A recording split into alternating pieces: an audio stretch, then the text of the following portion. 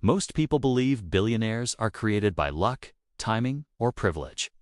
But when you strip away the headlines, the interviews, and the myths, a quieter truth appears. Before most billionaires ever built companies, they rebuilt their thinking. And that reconstruction did not come from motivation or shortcuts. It came from books, not dozens, not hundreds, but a small set of ideas, powerful enough to permanently change how they saw opportunity, risk, failure, people, and the future. These are the books that didn't just inspire billionaires, they trained them. The first book is The Lean Startup by Eric Ries. This book changed how ordinary people approach building something new. Before it, failure meant death. After it, failure became feedback. This book taught future billionaires to test ideas quickly, listen to reality instead of ego, and adapt faster than competitors. It turned risk into a process instead of a gamble. Many billion-dollar companies were born not from confidence, but from disciplined experimentation, and this book was the blueprint.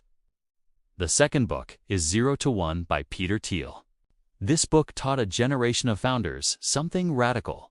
Competition is for losers. Billionaires don't try to be slightly better, they try to be completely different. This book rewired how people think about innovation, monopoly, and value creation. It pushed readers to search for secrets hidden in plain sight, ideas that feel obvious only after someone builds them. Many billionaires trace their aha moment to this book because it taught them to think forward, not sideways. The third book is Business Adventures by John Brooks. Quiet, old, and deeply respected.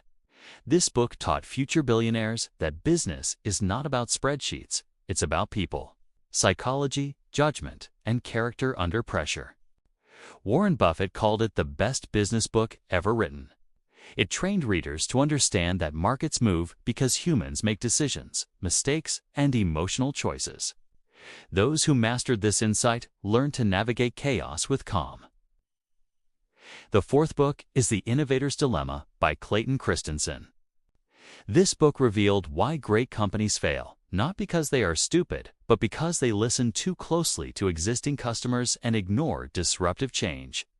This insight changed how founders built companies that could survive technological shifts. Billionaires learned that protecting today's success often kills tomorrow's survival. This book taught them when to abandon comfort and move early. The fifth book is The Outsiders by William Thorndike. This book exposed a pattern most people never notice. The greatest CEOs are not charismatic visionaries. They are disciplined capital allocators. It taught readers how true wealth is built through patient decisions, rational thinking, and long-term value creation. Many billionaires credit this book for teaching them how to think like owners instead of operators. The sixth book is Made in America by Sam Walton. This is not a glamorous story, and that's exactly why it matters.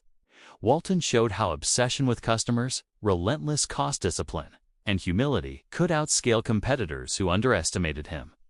This book taught ordinary readers that billionaires are often built through consistency, not flash. Through patience, not hype. The seventh book is Poor Economics by Abhijit Banerjee and Esther Duflo. This book changed how some billionaires understood markets at the bottom, not the top. It showed that human behavior, incentives, and psychology matter more than ideology.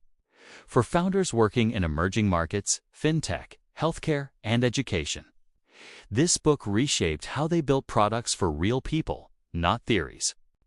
The eighth book is The Hard Thing About Hard Things by Ben Horowitz. This book told the truth others avoided. It taught future billionaires that leadership is lonely, brutal, uncertain, and emotionally expensive. There are no formulas for survival, only judgment under pressure. This book trained readers to endure chaos without collapsing, to make decisions without guarantees, and to lead when everything feels broken. The ninth book is The Essays of Warren Buffett.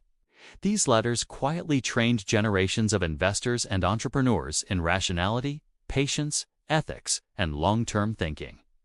They taught that intelligence without discipline is dangerous, and that compounding works in character as much as in money.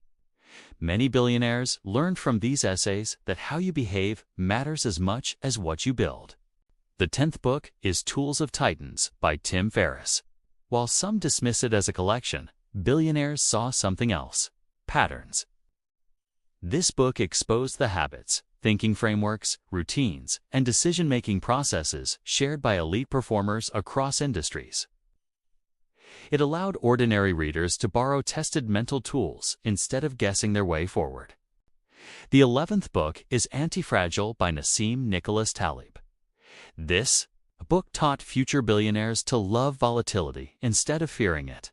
It revealed that some systems don't just survive chaos, they grow from it.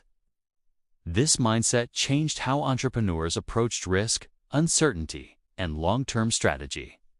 They stopped trying to predict the future and started preparing to benefit from surprise. And the 12th book is The Intel Trinity by Michael S. Malone. This book showed how vision, execution, and leadership combined to create empires.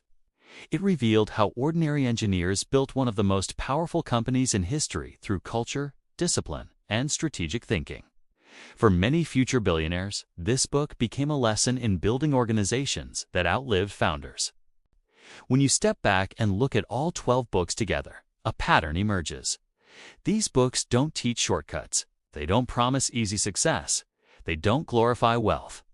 They teach how to think, how to decide, how to endure, how to see opportunity, and how to build systems that compound over time. Billionaires were not created by money. They were created by mindset, reinforced by ideas, sharpened by reality, and guided by books like these. And here is the most important truth.